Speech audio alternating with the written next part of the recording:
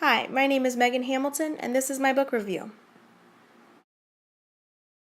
The title of this book is Lyle, Lyle, Crocodile, and the author is Bernard Weber.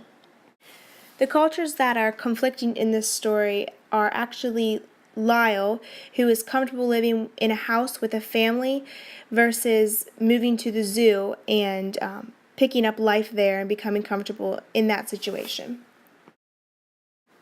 The exposition of the story begins with introducing Lyle the crocodile. He lives in the house on East 88th Street with Mr. and Mrs. Prim and their son Joshua. Lyle is very happy here. He helps Joshua with homework, he skips rope, and he plays hide and seek with his friends. The inciting incident starts with Loretta, the next-door neighbor's cat, who disliked Lyle very much. One day, while Lyle was jumping rope outside, he surprised Loretta so much so that she ran up a tree. Mr. Grumps, her owner, had to get her down and said to Mrs. Prim, "Something will have to be done about that crocodile." The rising action begins with Mrs. Prim keeping Lyle close by her side. They went shopping together. Somehow, they landed in the department store Mr. Grumps worked at. While the crowd ran frantically toward the sale section, Lyle and Mrs. Prim got disconnected.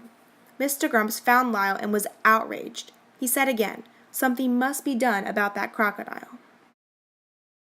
The climax began the next day when Mr. Grumps showed up at the Prim's door with papers authorizing Lyle to be committed to the city zoo.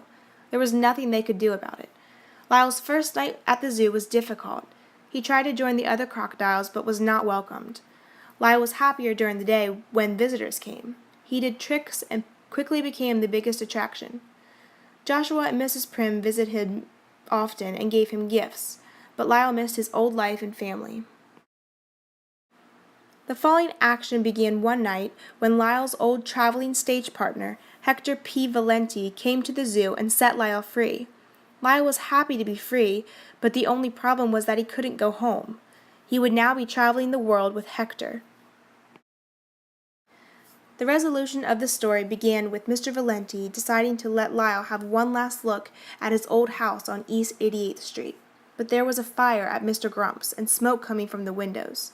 Lyle ran into the house and rescued Mr. Grumps and Loretta the cat. The crowd witnessed Lyle saving the day. For the denouement, and to end the story, Mr. Grumps was so happy to be rescued, he asked Lyle to come live on his street again. Lyle was so happy to be home again and with his family, and also at peace with his neighbors.